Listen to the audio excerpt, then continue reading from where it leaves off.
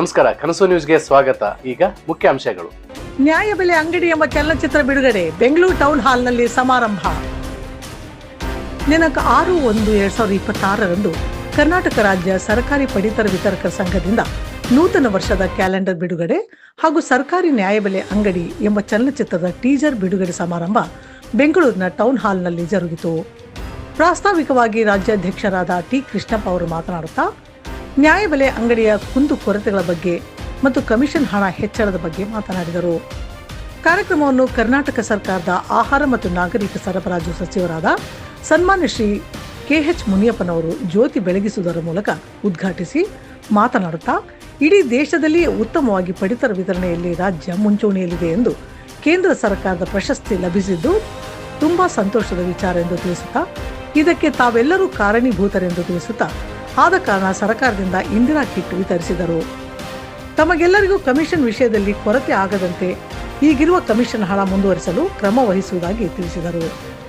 ಬಡ ಜನರಿಗೆ ಪಡಿತರ ವಿಚಾರಕರೆಲ್ಲರೂ ಇದೇ ರೀತಿಯಾಗಿ ಉತ್ತಮವಾಗಿ ಪಡಿತರ ವಿತರಿಸುತ್ತಾ ರಾಜ್ಯ ಸರ್ಕಾರಕ್ಕೆ ಒಳ್ಳೆಯ ಹೆಸರನ್ನು ತರಬೇಕೆಂದು ವಿನಂತಿಸಿದರು. ಕಾರ್ಯಕ್ರಮದ ವೇದಿಕೆಯಲ್ಲಿ ಅನೇಕ ಗಣ್ಯರು ಉಪಸ್ಥಿತರಿದ್ದು ಕಾರ್ಯಕ್ರಮ ಯಶಸ್ವಿಗೊಳಿಸಲು ಗಂಗಾವತಿ ತಾಲೂಕಾ ಸರ್ಕಾರಿ ಪಡಿತರ ವಿತರಕರ ಸಂಘದಿಂದ ಅಧ್ಯಕ್ಷರಾದ ಕೆ ಮಂಜುನಾಥ, ಉಪಾಧ್ಯಕ್ಷರಾದ MP ಪಂಪನಗೌಡ, ಕೋಶಾಧ್ಯಕ್ಷರಾದ ರಾಜಶೇಖರ್ ಬೆಳಗೋಡ್, ಹಿರಿಯರಾದ TG ಬಾಬು, ನಾಗರಾಜ್ ನಾಯಕ್ ಹಾಗೂ ಇನ್ನೂ ಅನೇಕ ಪಡಿತರ ವಿತರಕರು ಕಾರ್ಯಕ್ರಮಕ್ಕೆ ತೆರಳಿ ಶುಭ ಕೋರಿದರು.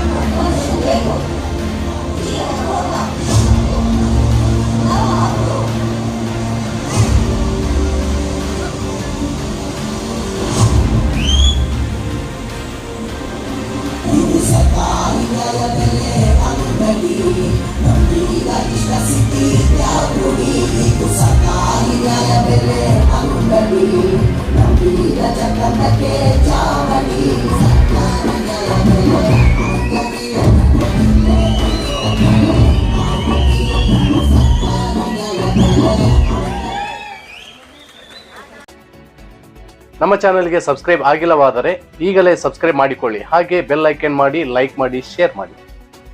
ನಿಮ್ಮ ಭೇಟಿ ಮುಂದಿನ ವರದಿಯೊಂದಿಗೆ. ನೋಡ್ತಾ ಇರಿ ಕನಸು ನ್ಯೂಸ್ ಗಂಗಾವತಿ.